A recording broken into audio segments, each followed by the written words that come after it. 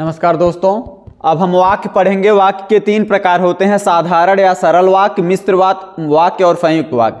वाक्य के दो अंग होते हैं, एक होता है उद्देश्य जिसको कर्ता कहते हैं, और कर्ता के विषय में जो अन्य बातें कही जाती है उसे विधेय कहते हैं। आपको एक पकड़ लेना है, उद्देश्य मीन्स कर्ता, जो भी बच जाता है वही क्या है, विधेय है, कर्ता के विषय में जो बात कही जाती है।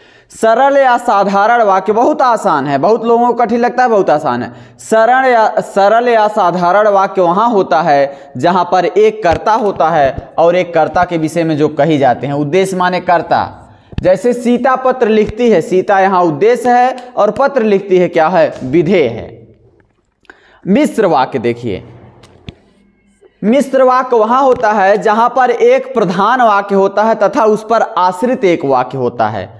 लेकिन ध्यान रहे, मिश्र वाक्य में और, तथा, एवं, परंतु नहीं होता। इसलिए हो सकता है एक प्रधान वाक्य होता है, एक आश्रित वाक्य होता है। वह पुस्तक पढ़ ली जो आपने दी थी, वह पुस्तक पढ़ ली प्रधान वाक्य है, जो आपने दी थी वह आश्रित वाक्य है। लंबा और छोटा नहीं देखना है मिश्र वाक्य में। मिश्र वाक्य के अंतर ही आता है कि बाल गंगाधर तिलक जी ने कहा था कि स्वराज हमारा जन्म सिद्ध अधिकार है। इतना बड़ा वाक्य है लेकिन मिश्र ही है। राधा आई तब सीता गई। संयुक्त वाक्य के लिए कुछ आपको याद ही नहीं करना है, जहां पर एक या एक से अधिक आश्रित वाक्य या साधारण वाक्य या उपवाक्य हो, तथा वो और, तथा, एवं और परंतु से जुड़े हों।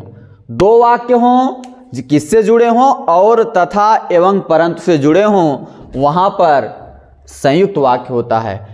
ऐसा नहीं होगा कि राम और श्याम विद्यालय गए तब संयुक्त वाक्य नहीं होगा, तब होगा सरल वाक्य। यह संयुक्त वाक्य वहां होगा जहां पर दो उपवाक्य, जहां पर एक साधारण वाक्य रहेगा, एक प्रधान उपवाक्य रहेगा, एक आश्रित उपवाक्य रहेगा।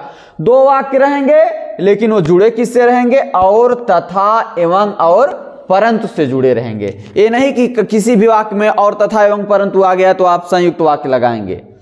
दो वाक्य रहते हैं मिश्र वाक्य में, और दोनों वाक्य जब संयुक्त वाक्य तब होता है जब दोनों वाक्य और, तथा, एवं और परंतु से जुड़े रहते हैं।